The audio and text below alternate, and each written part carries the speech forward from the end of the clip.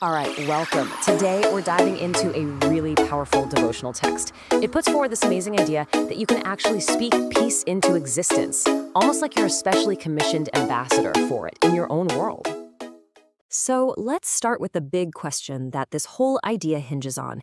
Can you really speak peace into existence? Is it something you can actively release just with your words? Well, according to this text, the answer is a huge, confident yes. So, how in the world does this work? Well, it's interesting. The source material says it doesn't start with an action. It starts with an identity. It puts forward this idea that you're designated as an ambassador of peace. And that role, well, it comes with a very specific set of instructions. And here's the foundation for the entire teaching. It's this one verse from the Gospel of Luke. It's not presented as a suggestion, but as a direct command. And this is what forms the whole basis for this ambassador role.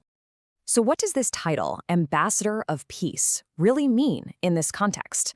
It's definitely not just some nice fuzzy sentiment. No, it's a defined role. You're a person specifically instructed to minister peace by speaking it.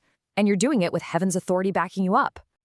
Okay, so this brings us to the ambassador's main tool. And it's a tool that puts a massive emphasis not on just wishing for peace, but on the actual physical act of saying the words out loud. And what's so fascinating here is the line the source draws in the sand. The instruction wasn't to just think peaceful thoughts or send good vibes. It was a verbal command, an explicit spoken action. It's the saying that does the work.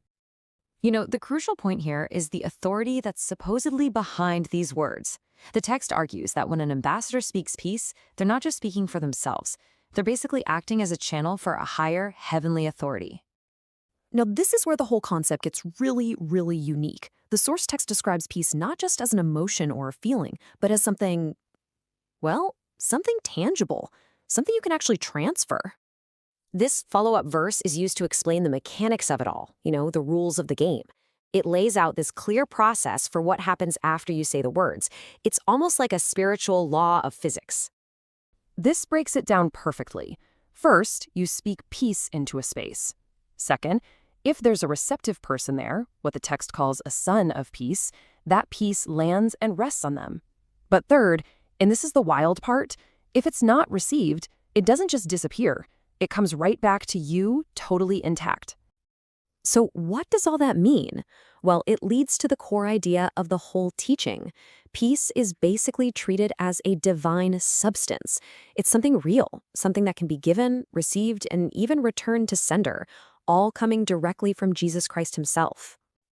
Okay, so we get the principle, but where can you apply it? This is where the source text just blows the doors wide open, arguing this isn't just for your living room. Not by a long shot. Yeah, the teaching scales this idea way, way up. It goes from your home and your family to entire cities, and then even to whole nations. It suggests a truly global sphere of influence. The logic seems to be, hey, if it works for one house, why not for a whole country? And to make this really concrete, the source actually encourages people to declare peace over specific nations by name, treating them just like that single house in the scripture. And as you can see, the list is pretty extensive, spanning Europe, Africa, and North America. So what's the end game here? What's the point of doing all of this? The final part of the text really gets into the why, the promised results of speaking peace. First, the text is very clear about the kind of peace we're talking about. It makes a sharp distinction. This isn't just the absence of conflict, the kind of peace the world gives. Nope, this is a supernatural peace that comes directly from the Prince of Peace.